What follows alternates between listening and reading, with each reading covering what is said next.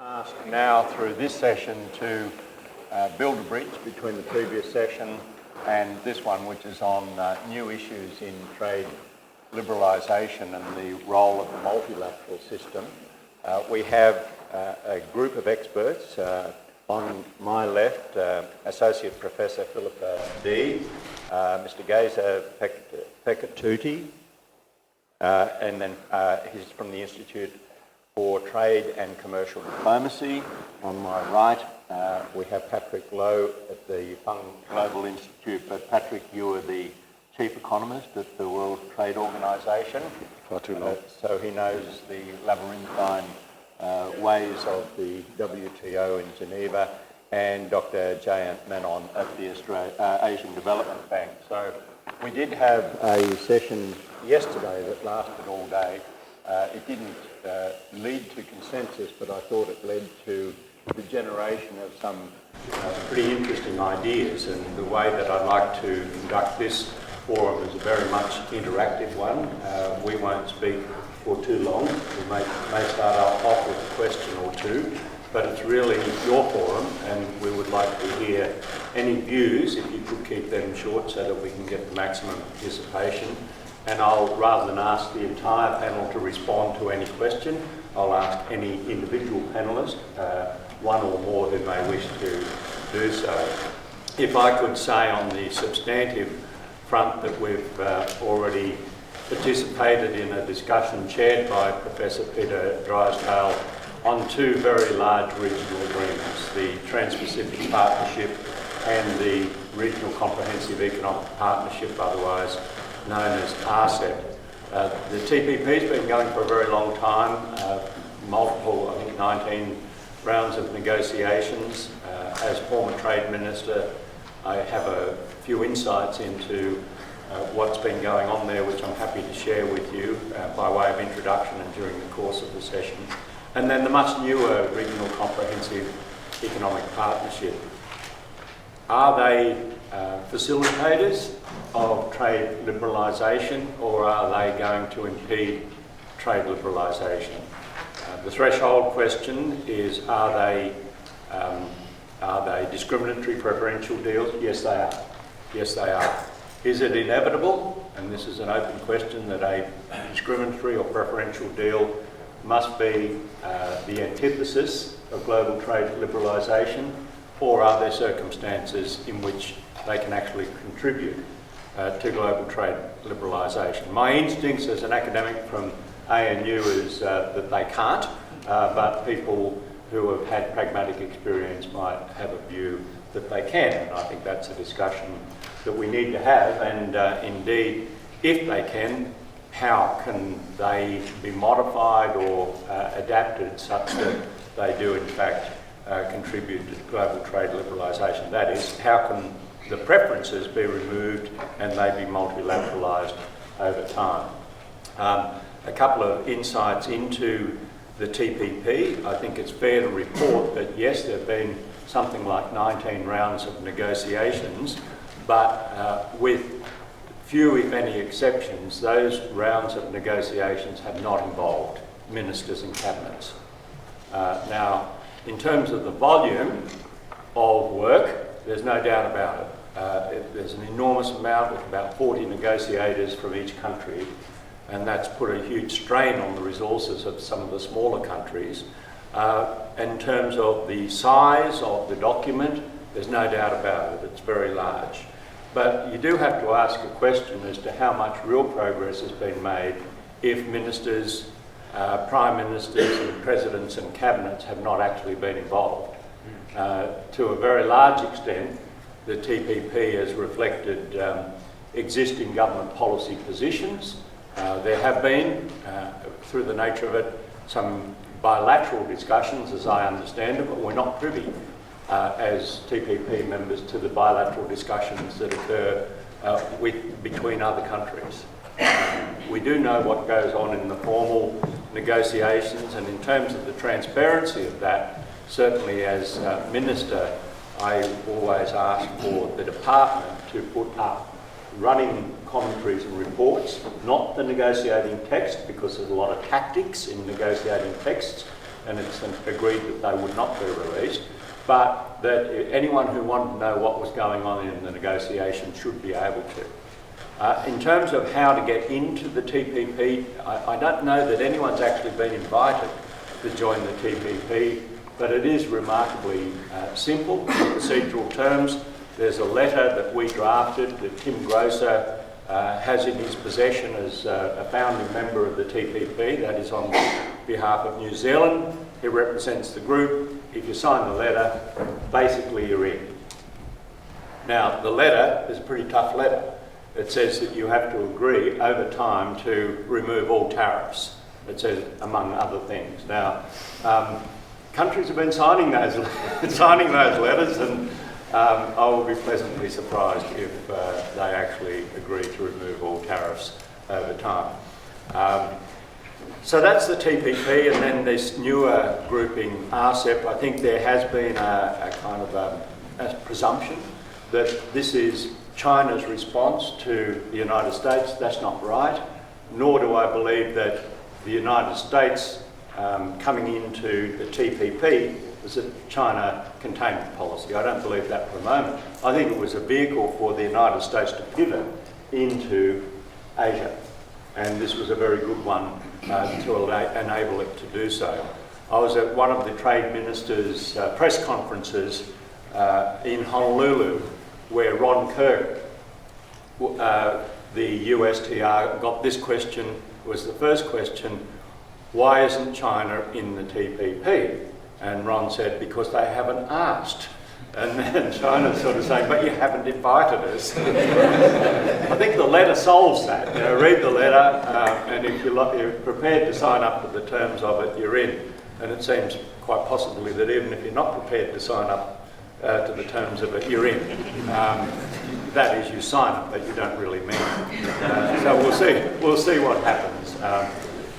With the Regional Comprehensive Economic Partnership negotiations, they were launched only, what was it, last year, and it's got real potential, I think, but it was, as I think has been explained, an ASEAN initiative. It's actually not a China initiative. ASEAN believed that the best balance and for whatever other considerations would be, rather than have ASEAN plus 3, or let's have ASEAN plus 6 and call it the Regional Comprehensive Economic Partnership.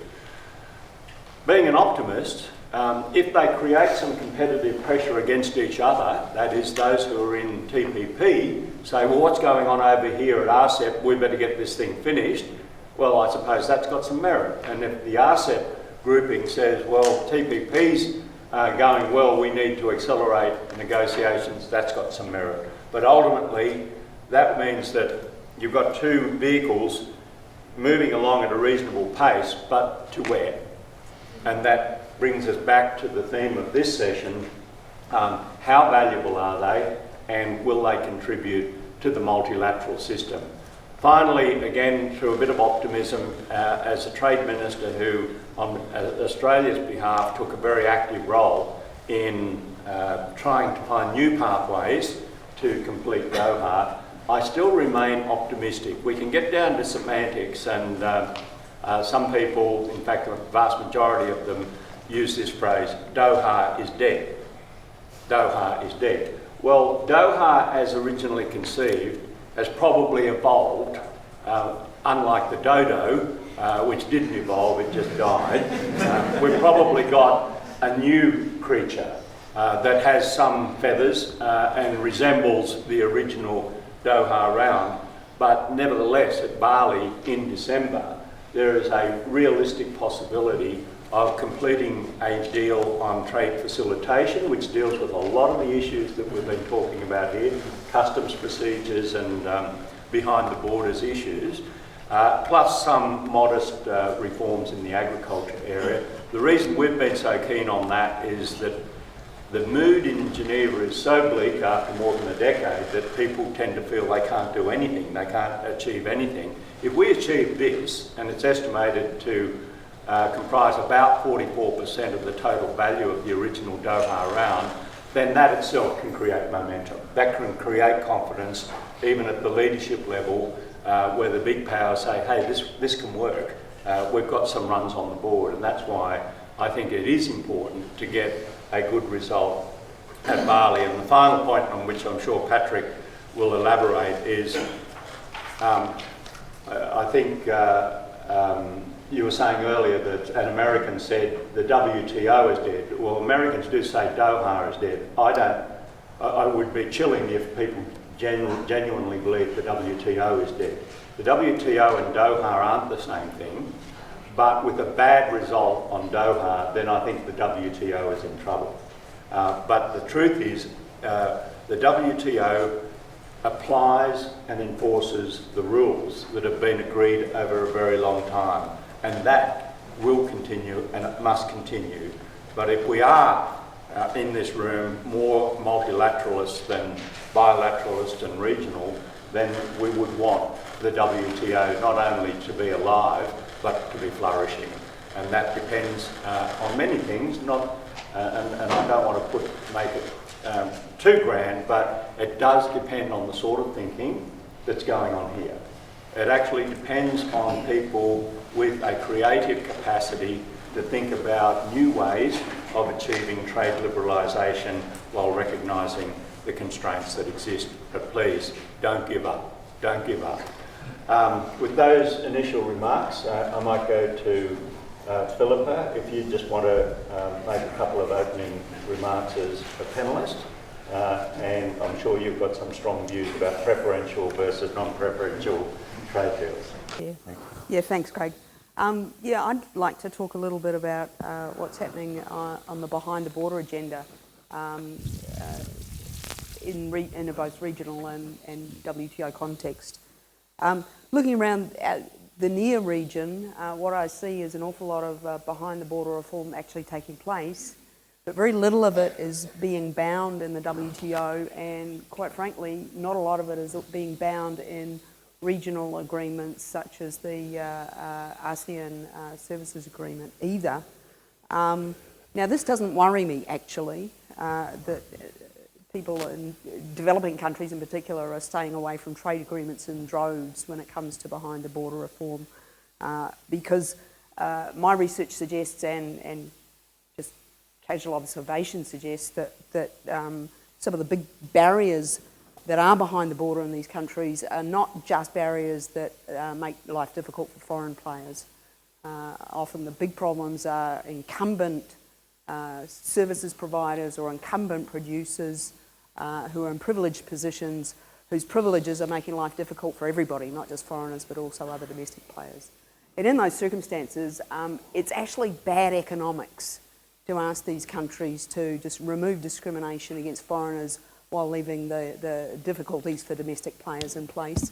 And, you know, for pretty obvious reasons, it's also bad politics. You know, why do we suddenly let more foreigners in and give them a privileged position as well without freeing things up for local providers? So it doesn't worry me that they're staying away from trade agreements when it comes to services reform and other kinds of behind the border reforms. It does raise the question of what regional trade agreements and or the WTO can do to help these countries further their behind the border agenda outside of a negotiating context. We know, for example, that APEC has a long track record of providing the kind of capacity building and forums for regulators to talk to each other to move ahead. I myself am modestly involved in thinking about how we orchestrate more help along these lines for ASEAN countries in their post-2015 agenda, but I hope we can have more discussion on that. Before I stop, I'd like to say just a few comments about what's happening in the WTO. What I see in the WTO is progress on negotiating a new services agreement in the WTO. And I see this, if you like, this is our first look at what a post-Doha WTO regime might look like, and it worries me.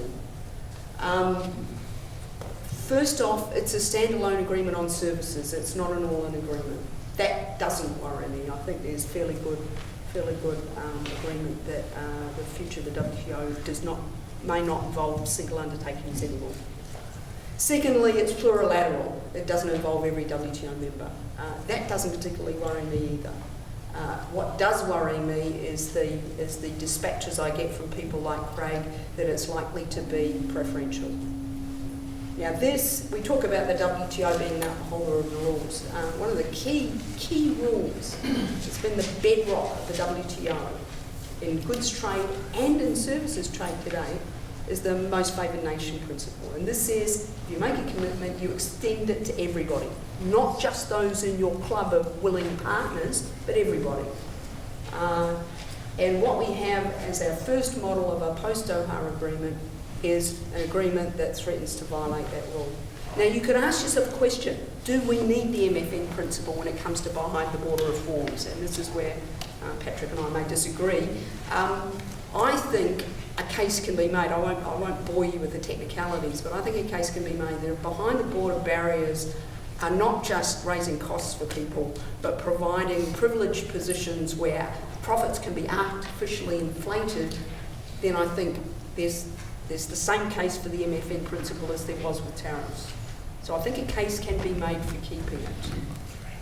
So it worries me, and I think it's worth sitting down and thinking long and hard about whether we want to renew the commitment to the MFN principle as a bedrock principle, or whether we want to discipline deviations from it where they occur, or whether we're happy to just sit back and let open accession clauses do all the work. But I think those are serious questions that Thanks, Philippa. And now, having been enticed by Philippa, I will ask Patrick to respond on that and the broader issue of whether we can and how we could multilateralise regional agreements and what that would look like. I find Philippa's views troubling in some respects, but I guess maybe it's a question of clarification. When we're talking about regulation, there are all sorts of costs involved in regulatory diversity. I think we have to distinguish between those areas of regulation where we don't want to see this diversity, which implies that you are going to get some kind of commitment at the international level, and those where you respect diversity, and it doesn't really matter. And I think we need that conversation, because I think if you just say, no, well, just leave the behind the border stuff to national governments or to regional agreements, I mean, I think that's asking for trouble. Now, no, you can't interrupt. No, I'm running this show. Order! She wanted to interrupt. And a sort of more natural follow-on from the last panel, this question of what to do about regionalism. And I think that my working assumption is that it would be better to try to do this as globally as possible, which means the WTO. Yeah, the WTO is in trouble. There are exogenous and endogenous reasons for this. The Doha Round's in trouble. We could talk more about that as well and see why that's significant for the WTO. But when it comes to regionalism and the idea of multilateralizing regionalism, it seems to me that it's a no-brainer that this should be on an agenda of the WTO. And I think that it's the constraint here really will be whether governments are willing to take it seriously. The record is appalling. The membership of the GATT and the WTO never, ever wanted to take the discipline of regional agreements seriously. They all had their own reasons for having really useless rules about regional integration and about preferentialism. So, taking that as a given, I think there's another way that we should be thinking about possibly doing this multilateralization game.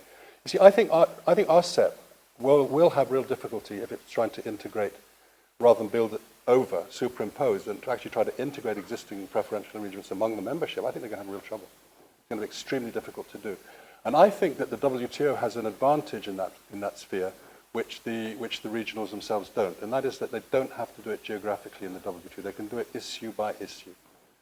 And you can take the low-hanging fruit where discrimination isn't really an issue. It's just a question of a bit of better coordination, frankly, across regions, by the way, because it's not just about Asia. It has to be more global. So I think that's one reason that this could be a potentially interesting agenda item where the WTO could fairly quickly gain a bit of credibility, which it's sadly lacking right now. I think also it's something that can, the whole thing is that what are we trying to do? We're getting something inclusive. We're getting something inclusive. We can get something that doesn't have discrimination. But in order to do that, and this is really where the rub comes, because this is the whole rub for the WTO, it's the idea of what the right, appropriate balance of rights and obligations is among countries at different stages of development.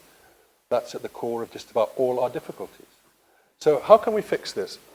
In one way of fixing it is to change the decision-making process. Now, I'm not suggesting it'll be easy, but I suggest that it's something that's definitely worth trying because it has worked in the past. And this is called critical mass decision-making. You don't want to discriminate against anybody. You know what your critical mass is. You know that there are enough countries. You know which countries are the ones that can destabilize a contract, and you know which ones cannot. You need the ones who can destabilize the contract inside the tent. Once you've identified that group, if you can work with that group, there's no reason to go after the others. One of the tragedies of the Uruguay Round is they went after every last country, and there's a huge chunk of the membership who believe they have taken on inappropriate obligations.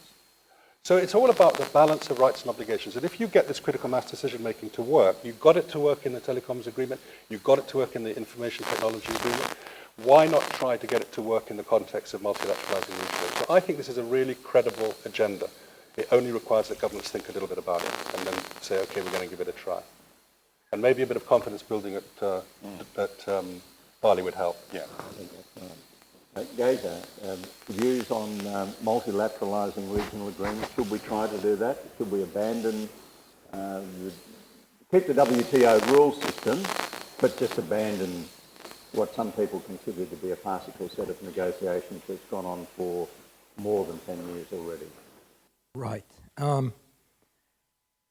Obviously, the trick is to go on with some new work without burying Doha.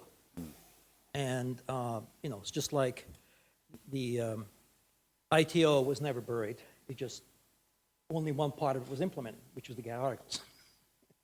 So we have to find a way of moving forward and getting past the impasse.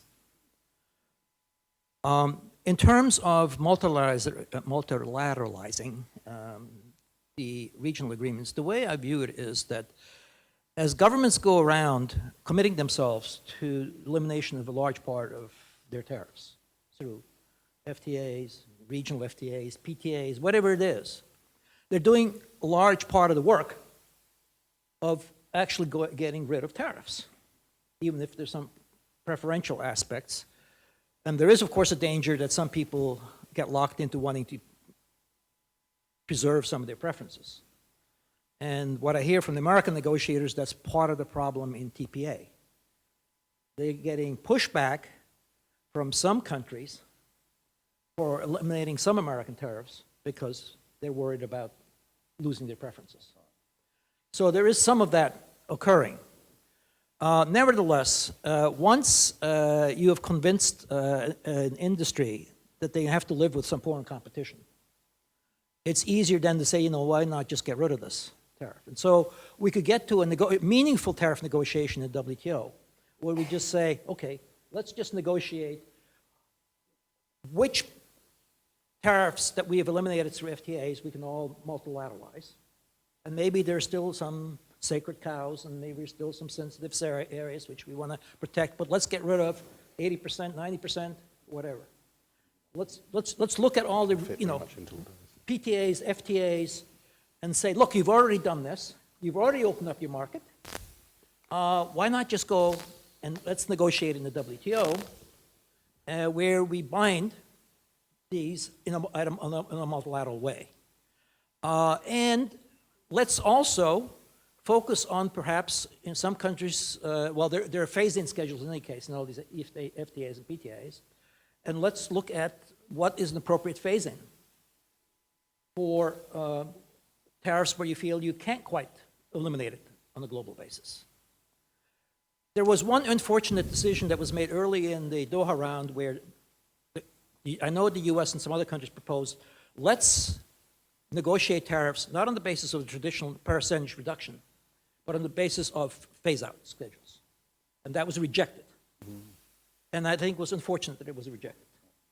Because in a way, that's where the world was going anyway, with international value chains, production chains, tariffs are irrelevant. Except, of course, each country has some sacred cows, some very sensitive areas.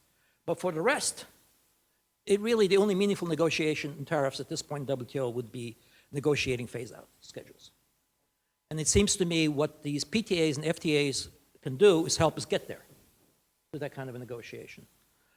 Now, another way of perhaps doing something in the meantime, before you reach a critical stage where enough countries have committed themselves through FTAs and PTAs to eliminate a large portion of their tariffs. And I don't know how long it will take till we get to that stage where we can have that kind of a negotiation. In the meantime, I think it might be useful to negotiate on a sectoral basis where we already have world trade dominated by global supply chains, and where world is, as I said, where world production and trade is dominated by global supply chains, and where a lot of the tariffs have already been eliminated in order to make those supply chains work. So it might be useful to maybe bring some of these sectors into the WTO. Let's pick any of them, I don't care which, and say let's look at how we can negotiate a self-balancing deal.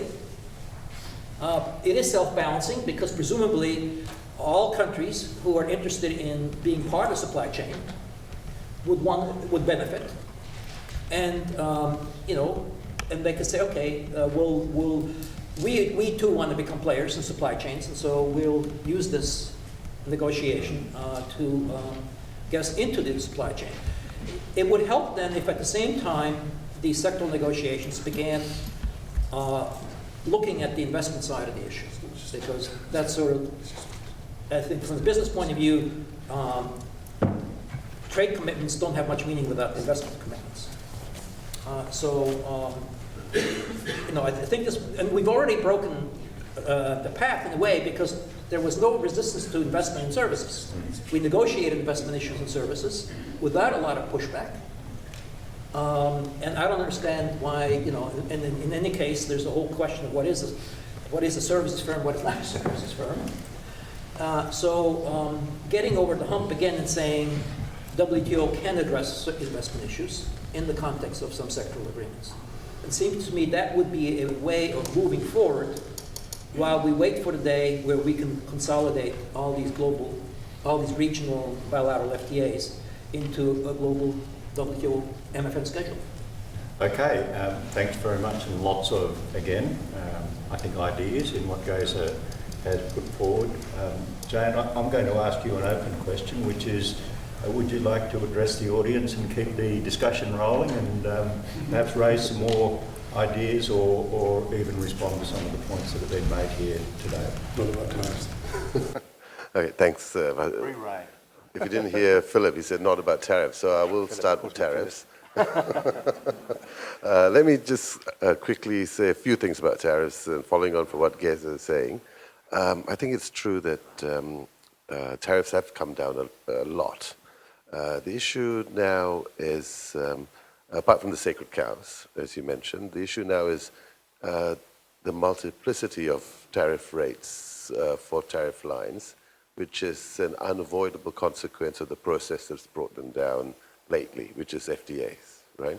So you've got a little country like Laos having so much difficulty dealing with one tariff code, now with about 7 tariff rates for each product, and usually with a different sort of rule of origin to implement, right?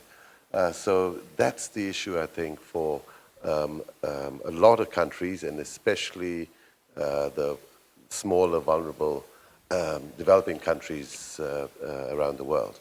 So there's a need, I think, to deal with that aspect of the variance in tariff rates, which is a direct consequence of the FTA approach to bringing them down. Second, and dealing with the rules of origin as well. So multilateral, unifying them across the different FTAs, and Laos has 7 or 9, I think. It keeps changing depending on when you check. But many countries, every country has many FTAs, each of them vary by almost every aspect up for negotiation. So there's a need to sort of bring some sort of uniformity across those tariff lines for each product. Now, the second thing I want to quickly talk about is one of those sacred cows, and that's agriculture. Now, we know that agriculture has not been addressed by FTAs. It has not been addressed at the WTO. But if you're going to deal with agriculture eventually, we should recognize that the biggest distortion there are production subsidies. And there is no way you can remove production subsidies on a selective manner. So you can't use this sort of preferential approach in dealing with agricultural liberalization. The WTO, no one has been able to do very much about agriculture so far, but I think the best chance that we have is to deal with it at the WTO in a multilateral framework. And the reason for that is, and this is where diversity or large numbers actually is a plus. FTA proponents often talk about how small numbers produce these fantastic, deep agreements in very short periods of time, and that might be true. They also talk about how these can be suddenly consolidated to involve many countries in a short period of time without explaining how, and I'd like to one day get a explanation for that. But the WTO, by bringing in 150 plus countries, provides the opportunity to negotiate across interests and provides the trade-offs that are lost in smaller groupings. So countries that have a lot to gain from the liberalization of agriculture, like Australia or other developing countries, should put that, should provide as incentive, especially developing countries, access to, say, services markets where countries that are protecting agriculture have a lot to gain in return. So those kinds of trade-offs across disparate interests, are available in its best form in a multilateral framework. So if you're going to deal with the most distorted area of trade, agriculture, we have to go back somehow, someday, to the WTO and deal with them. Finally, let me just say that coming back to this issue about how tariffs are low and they vary a lot across each tariff line, I think we should make the case clearly that most countries now have most of their trade covered by one FTA or another, right? So there's not much more left to deal with. So the point, we're getting to the point now, if we haven't already got there, where there's no need to hold out anymore, right? For a small residual set of trading partners and say, look, we're not going to offer you the same preferences because we want to negotiate for reciprocity. There's no need to wait, right? The time, I think, is almost there for us to use that, sell that argument more efficiently to bring countries on board in pursuing multilateralization. Okay, well, we've got disagreement here, which is good. Gaza, are you going to disagree too? But keep it short because we do need to get to the audience. Did you want to say something? I think the domestic politics of trade-offs between services and agriculture will not work. It just will not work. So I think if we're going to negotiate on agriculture, we have to find a way of making it interesting for the agricultural sector in each country. Otherwise, my experience as a negotiator is it will not work. Okay, I think we should open it to the audience. Yeah, but we can't dominate. No, it's fine. We need just to say he's wrong, that's all I need to say. All right. Give him the microphone. Okay, no, just to... He's wrong. Okay. But we'll come back to that tussle. Tussles are good. That's what creative thinking is all about. Okay, questions from the audience. We've got a microphone. There we go. Thank you. I'd like to follow up the interesting idea that the WTO could play a more positive role going forward by focusing on particular issues. And I'd like to ask questions about two issues raised by the panel in this discussion. The first is the single undertaking, which seems to me to be very closely linked to Patrick's idea of critical mass decision-making. And the single undertaking principle arose out of GATT, but was extended far beyond GATT in the Uruguay round, which is why so many parties are so dissatisfied with the outcomes that they've received from trade negotiations. So I'd be interested in some comment about that. The second is the issue of regulatory diversity. Now, I've watched over the years as industry departments kind of say, look, harmonisation is wonderful, but there's never a rationale given. And it seems to me that there are two assumptions underlining the push for harmonisation. One is that what we have now works and is perfect and can never be improved. Right? Regulatory diversity allows you to compare, contrast, benchmarking and move forward. And trying to fix regulations in stone against a standard, particularly if the standard is input-focused rather than output or goal-focused, is a very perverse kind of thing to do. It doesn't allow sovereign nations to experiment to improve domestic policy. And it seems to me to reflect solely the interest of very big business and not the interest of small and medium-sized business that are so important in the domestic economy. Thank you. Actually, I might ask Philip on regulatory diversity. I think that's an area that, or the supposed beauty of harmonisation or uniformity. And then we'll go to the single undertaking issue. Yeah, I think that's right. I think there's a misconception in some circles that the only regulatory issue is a diversity issue. I think that's wrong. It might be true in Europe where people are happy to say, well, on right we've got an average, but we're different, so we need to tidy it up. Outside of Europe, and in some developing contexts in particular, the level of regulation is wrong. Sometimes it's far too stringent, sometimes it's inappropriately absent. And so it's not, the regulatory reform agenda is much more, well, I would say it's very different from a harmonisation agenda. I look at the diversity of, even if they got their level right for their level of development, would that mean that every country should have the same regulation? I look at the ASEAN member countries and the answer is clearly no. At one end you've got Singapore who's, world best at so many things. At the other end you've got countries like Cambodia and so forth. Singapore has world-class hospitals. In Cambodia, half the people who are practicing medicine have no formal medical qualification at all. Should these countries have the same regulation governing the quality of healthcare? Patently not. So the kind of help that I'm talking about outside of a negotiating context is the kind of help that will get these countries to the right level of regulation for their level of development. That's not a harmonisation issue. Now, Patrick wants to say something quickly on the diversity, and then Gaza, can you come in on the single undertaking and that sort of issue? Or Perhaps I want to say Yeah, just on the, I think I probably expressed it badly. It's not so much that you're looking for harmonisation. First of all, you can use standards to completely close your market down. And that's a reality that we have to deal with in international cooperation. But actually, I would be much more interested in examining the possibility of mutual recognition rather than harmonisation. I think that's a far more profitable way of trying to proceed.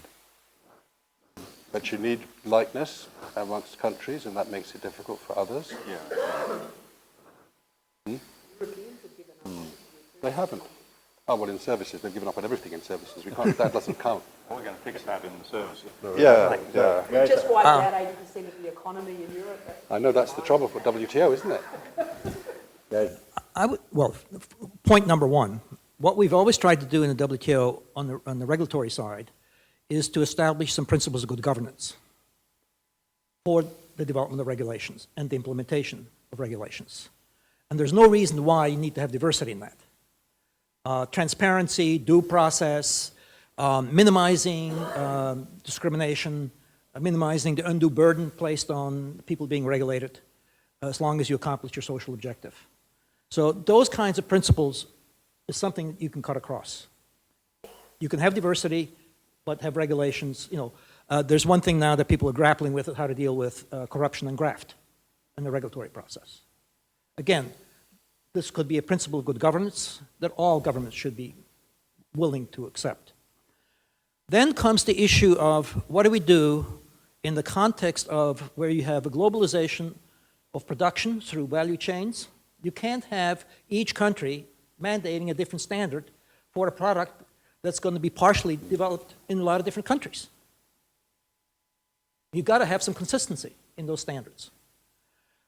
Global firms are increasingly struggling with how to manage their employees when they move them around the world. So there are things that where we need to look at, and maybe it's not across the board, but at least for corporations that are engaged in global commerce or are part of the global value chain. There we need to have greater consistency in order to have an efficient operation of these global value chains.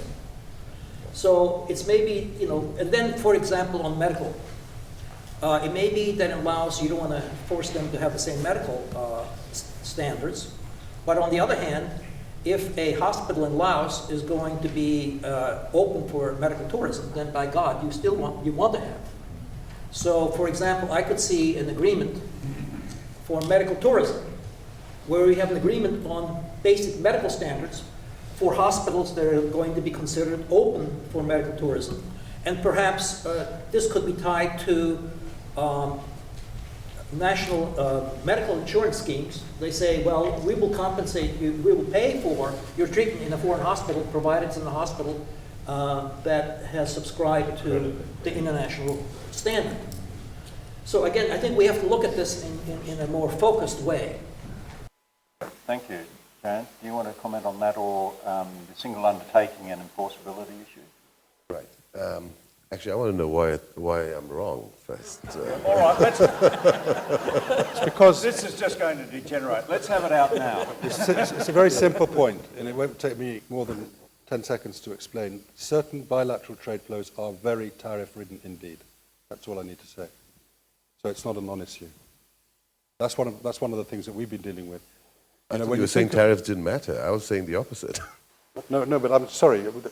You basically said that tariffs were so low that we should have just be able to say goodbye to them. And I'm just saying that in some bilateral trade flows, they are not so low. They're really distressingly high. If I gave that impression, that I wasn't saying that at all. I think it's still an issue, yeah. Okay. Anything on the single undertaking? I've got a bit of a thought, but... Why don't you? Well, thank you. This was the huge stumbling block in the way of Australia's proposal for new pathways. The US calls it fresh and credible thinking, to completing the Doha Round, or at least meaningful parts of it, because the single undertaking says nothing's agreed until everything's agreed. But it became obvious to me that everything was not going to be agreed, ever. So how do we move forward, or do we just say, because everything's not going to be agreed, we agree on nothing and abandon it?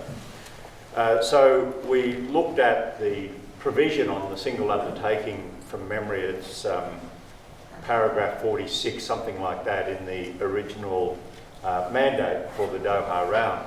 And it says you can actually reach agreements on a conditional or provisional basis, which is another phrase for describing non-enforceable basis. And that's what we've been doing. And that's what any agreement that is reached before a ever-elusive single undertaking is achieved, strictly, it probably won't be enforceable. But if everyone agrees to it, then we can deal with enforceability later.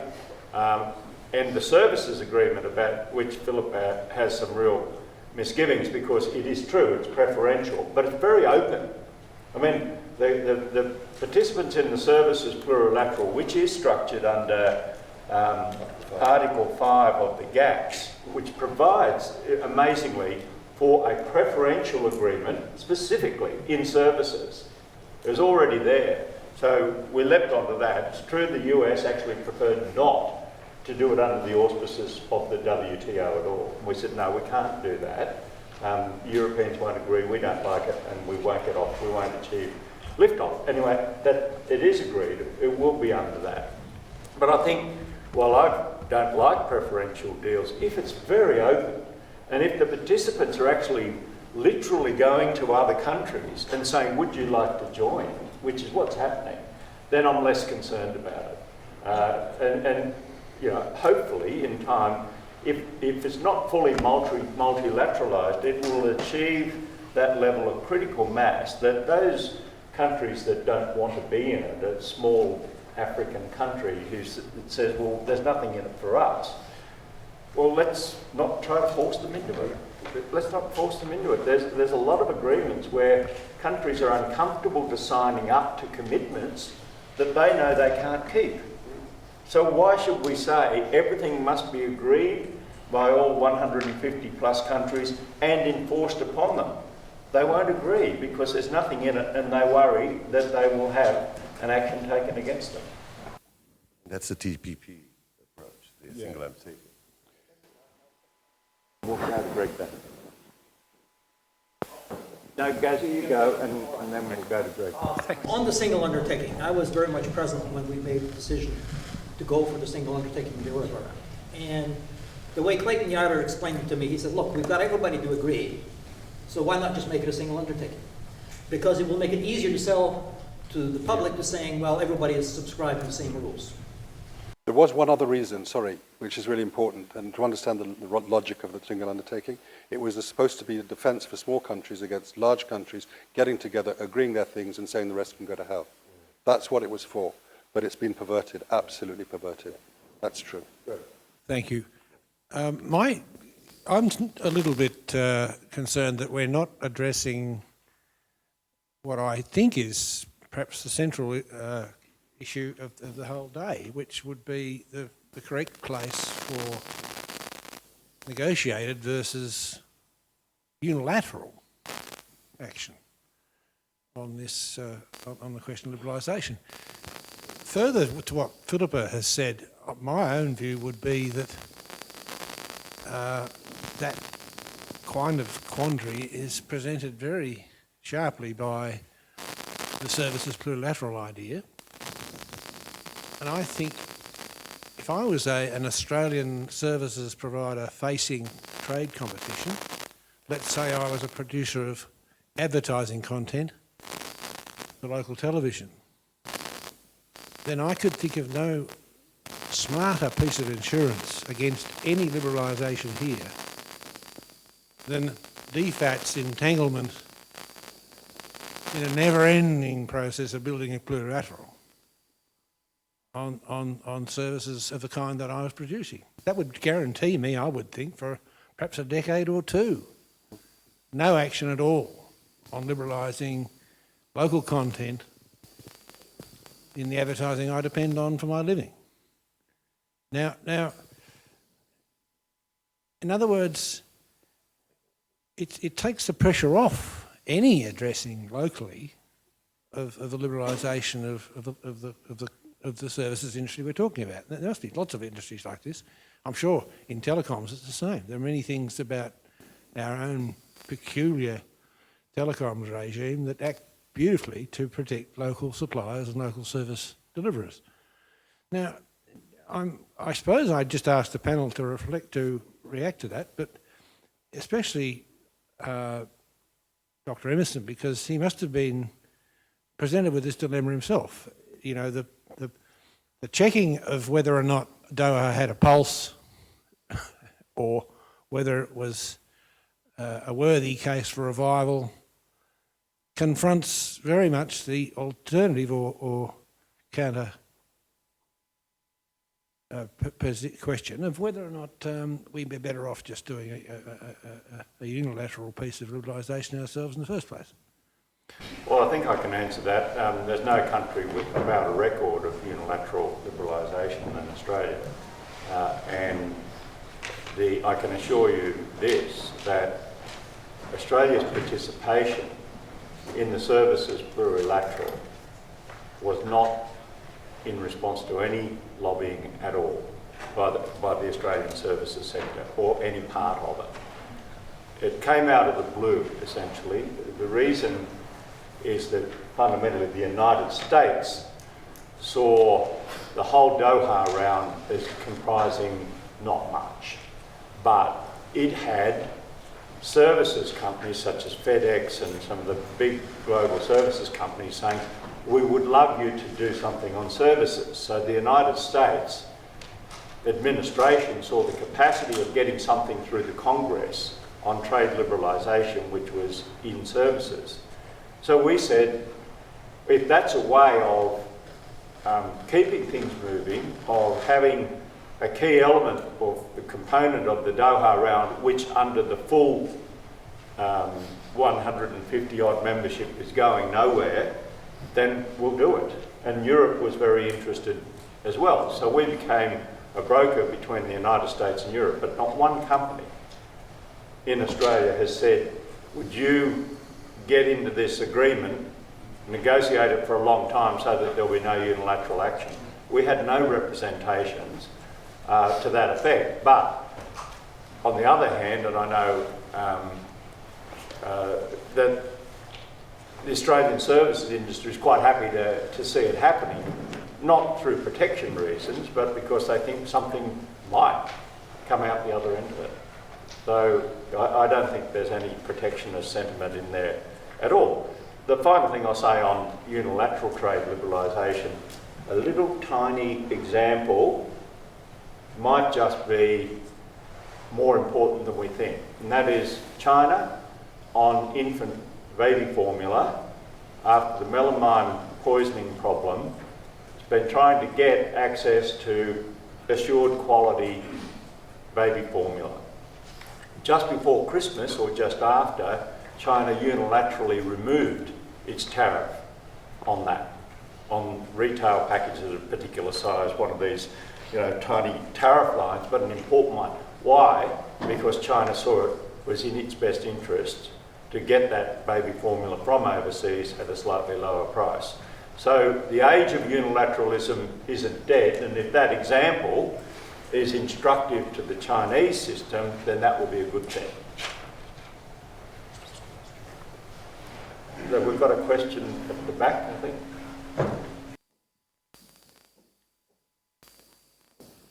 Yeah, it was more a comment than a question, Craig. I'm from the Australian Services Roundtable, and just to say that services industry is highly supportive of what's going on in the Trade and Services Agreement, whether that be large, small or medium-sized Australian companies, services providers. And I suppose it begs the broader question for me, what role should industry play in these kinds of discussions? Because clearly, with the opening up of the internet, global economy, essentially all small, medium enterprises, services companies are stepping into a global business arena. Industry has a strong point of view about the nature of these kinds of agreements. Is industry playing enough role, too much role, not enough role in terms of influencing these kinds of agreements? Look, I think it's fine at the moment. We've spent a fair bit of time on the architecture, on the plurilateral. There was this, whether it be under Article 5 or not, whether it be a positive list or a negative list, that is, which services were in and which services were out, whether services were out because they were on a list or every service that was on the list is in and every other service is out. This has been a real debate between Europe and the United States. Essentially, that's been settled. And because of our searing experience with the WTO, we haven't sought to be overly ambitious overly quickly. So the first outcome that is being sought is to lock in, that is to bind what is already law in each other's countries. So then we've got a bedrock from which to build. Now, in an ideal world, people should say that's not very ambitious, and in many senses it's not, but against a decade of failure, if we can get that and get these commitments bound, then again, I don't think that it does violate the non-preferential nature, but it seems to me if you're binding and you say, well, say in service industry X, the foreign equity requirements will be below a particular level, you're not really going to apply that on a preferential basis. It's unlikely that you will. But in any event, that's where we're going. To answer your question directly, I think the service industry should come in at around that time as the negotiations move to the next phase, which will be the more ambitious one. Can I step in there? I think, getting back to Patrick's point about coordination, I think on the behind-the-border agenda, of which services is largely involved, is a question of whether each individual regulatory setting is appropriate, and then there's a question of regulatory coherence, whether the web of regulations hangs together. Now, we know that industry can, at times, be a bit protectionist in its demands on individual regulations, but nobody is in a better position of business to tell governments how the regulatory coherence is working. And I think there's not just for the services sector, but I think more broadly in the behind-the-border agenda, I think governments need to be talking more to business about how the web of regulations fit together to affect a particular business. To some extent, we have that happening through, we have the cross-border coherence issue being addressed in current negotiations, but I think there's also more room to get business involved in talking, both local and foreign businesses talking about how the domestic web's working. Okay, any other questions? Andrew Alec?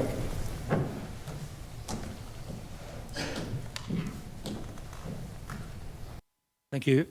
Two issues on facilitation. You mentioned a very high share of the potential gains from the Doha mandate would be from facilitation.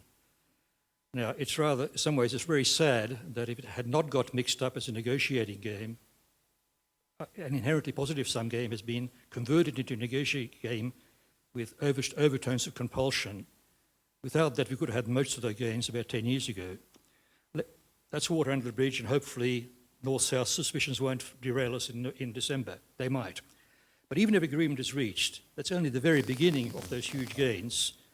And in terms of institutional connectivity, internationally compatible software, all those gains, let alone the physical infrastructure, they can be helped along by the WTO in imaginative sort of ways. And how will, I guess this is mainly one for Patrick, how is the best way to help all that process along in a more thinking outside the box kind of way? Yeah, I mean, first just let me say I completely agree with you that this negotiation looked like it was going to be really easy because it wasn't going to be a negotiation. It was going to be a coordination exercise. People were going to help each other, they were going to share experiences, and they were going to see what you could do to facilitate trade.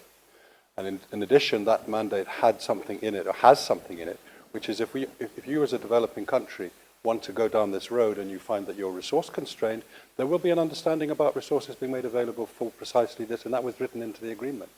So I think in answer to your question, it really is a question of seeing how that spirit can be restored. And that doesn't necessarily need the WTO in the middle. I mean, much of this should be better done bilaterally or, within regional. This was, at the beginning of the year, a big stumbling block.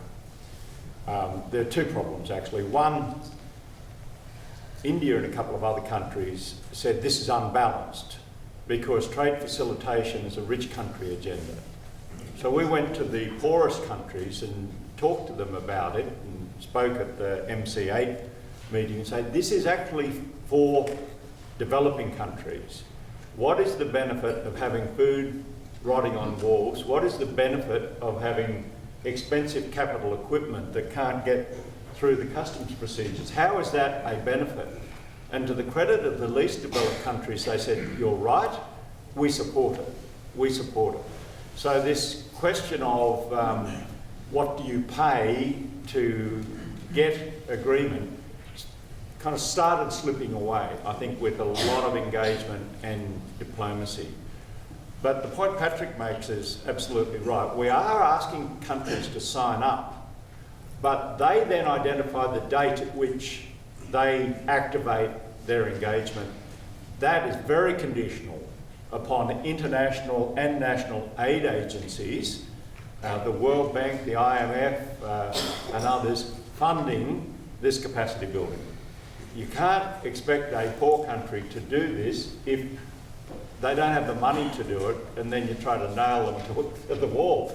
Anyway, that I think has been going quite well. I'm a little bit out of touch for the last, 6 weeks, but there were words of assurance that were being crafted that there would be no pain if there were no capacity building, and so that was very, very well understood.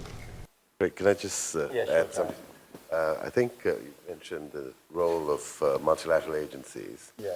This is a bit of advertising for my institution. The ADB has been playing a role in the GMS region in particular, the Greater Mekong sub-region, where I think we have an approach which is sub-regional, but not discriminatory, because the type of interventions there are naturally sort of multilateral, if you like, right? So this is not just in terms of the connectivity of providing road infrastructure and so on. In fact, a lot of the road infrastructure is there to facilitate not just cross-border trade, but engagement with the rest of the region and the rest of the world. So, but this, the challenge we're facing now is on the so-called software side. These countries have borrowed billions of dollars in building this hard infrastructure, which is still heavily underutilized. And there are a few reasons for that, including, rural roads, access to the main highways, but also trade facilitation, right? And things are working at the sub-regional level, and they seem to be, a lot of the, I think, difficulties at the multilateral level seem to be overcome there in the cross-border sense, in a small, bite-sized sort of regional approach. And that's, I think, we're trying to emulate that in South Asia, in Central Asia, but certainly the Mekong region provides an example of how it can work. Yeah. Thanks, Jack. Well, based on the discussion that we've had here today, and also drawing on some discussion yesterday, if I could make a few observations and invite people to think about this as not a clear way forward, but certainly potentially some fertile pursuits for getting further liberalisation globally. The first issue that has been raised, and really the theme of this session, how do we move on to new issues in the WTO? Now, that has been discussed with a fair bit of timidity in the WTO for this reason. There is deep suspicion amongst developing countries that the true agenda here is to get trade facilitation done, a couple of other bits, and then cut and run. So agriculture does not get addressed. And so when anyone talks about putting new issues, whether it's how to deal with supply chains, onto the agenda, it is greeted with a lot of suspicion, which I understand, because we would be doing the early harvest or the low-hanging fruit first, and there's a deep suspicion that the developed world will then walk away. So it's actually harder to get these issues onto the negotiating agenda. Patrick, they could be put onto the WTO research agenda and then prosecuted, through that sort of mechanism.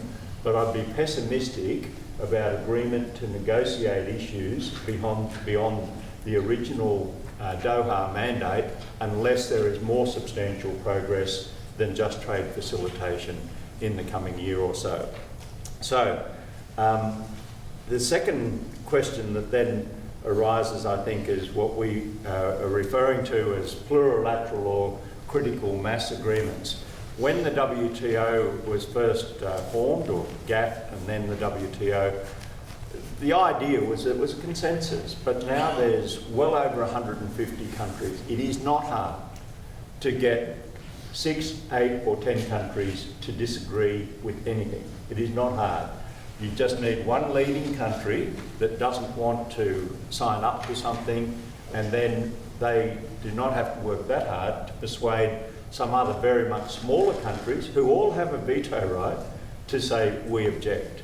Now, either we need a change of attitude, and I can't see that immediately evident, or we need a change of model where you don't need an absolute consensus, but those countries that really aren't that interested in it shouldn't be forced to be in it either. And so, as a multilateralist, it seems to me that plurilateral agreements so long as they do embrace the major trade and investment flows, are very well worth thinking about as a way forward and keeping that institution going. So I thought then that Gaze's idea of binding those tariffs that have been settled and reduced under bilateral and regional agreements is a good one. But again, inevitably, unfortunately, we still live in a mercantilist world. People say, what do we get for that? You have to pay for us to do that. But as a concept, I think that is a good new idea for us to consider, because the negotiations, most particularly between the US and China on industrial tariffs, just came to an absolute stalemate, and it was not going to be broken. And the final and most radical idea is that if we aren't going to have an enforceable single undertaking, but effectively agreements that are settled that can't really be, in a sense, litigated, why don't we think in terms of reconciling this issue of RCEP, TPP, the global trade negotiations, of having the active participant in that being APEC. APEC has just recently reached an agreement that is non-binding, that it will restrict tariffs on 54 environmental goods, insulation and solar panels and so on, to no more than 5%. This is not a preferential agreement. This is that those tariffs be limited to no more than 5%. It's non-enforceable. It's supposed to happen by 2015. It wasn't a negotiation as such, but it was a tough discussion.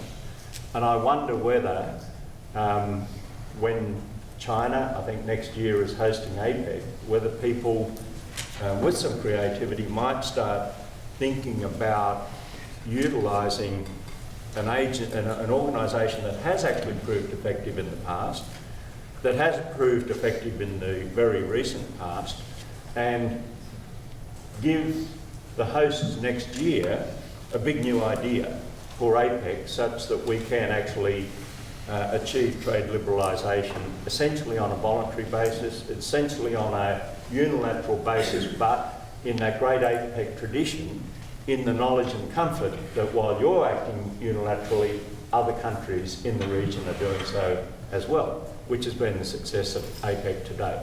So that's the big new thought to come out, I think, of the logic of the discussion that's occurred both here and yesterday. I think we're right to go pretty much to have a bite to eat or whatever people are doing.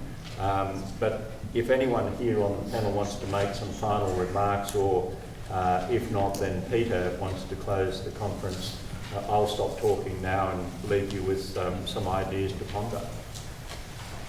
Thanks very much, Craig. That's a big new idea, and in the final reflections on the discussion this morning in the previous panel and this panel, it's a great idea, except that, of course, India isn't in APEC.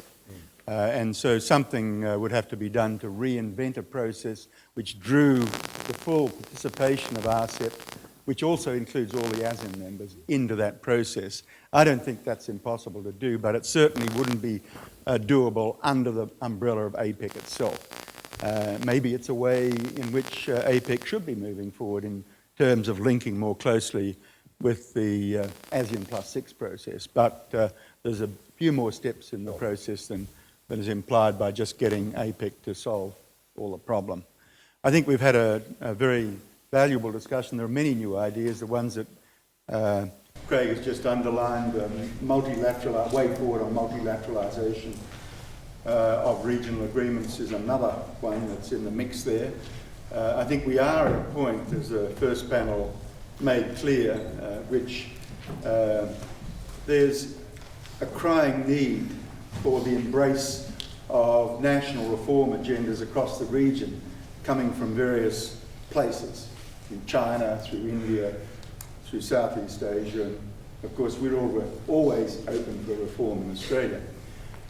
So in some sense, the emphasis in the first panel upon starting where you can do most first at home is the right emphasis to place on these kinds of discussions. But if you look to international instruments whereby you might kind of push that forward a bit, you certainly wouldn't encourage people to go down some of the channels we've gone down in the past.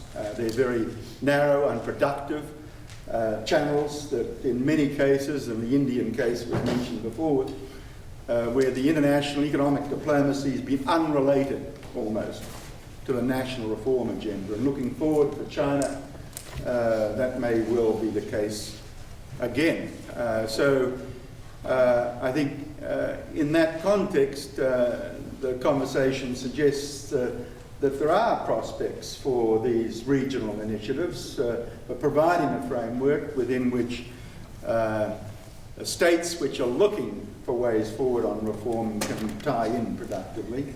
It does embrace an agenda well beyond narrow trade negotiation, though that's a part of it, and sorting out that part of it's going to be very complicated and very important.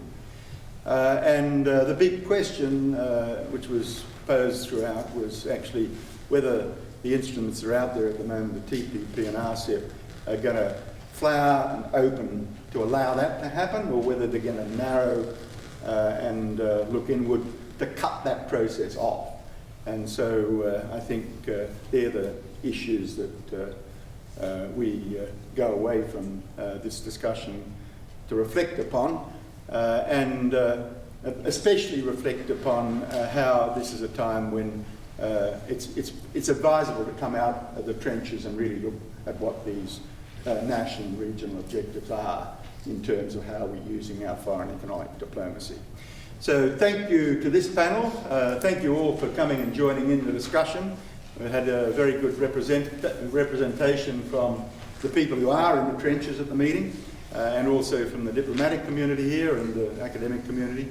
And your participation is most welcome. I want to stay in touch with you, so there'll be an opportunity to provide feedback on this session, but also to remind you of sessions we're going to run down the track. We'll have another meeting within a month's time with another group of people really focused on the RCEP agenda, bringing people from RCEP economies who are close to the negotiating process together in the early part of November to join in panels like this, and we hope you can join that panel as well, and other meetings going forward. So thank you all once again, and thanks especially to our sponsors who've paid for our foreign visitors to come and join us in the ANU, the Research School of Asia and the Pacific, ANEP, Coombs Forum in particular I mentioned, as well as EBA, and the sponsoring institutions like IRIA that have brought people to this meeting as well. So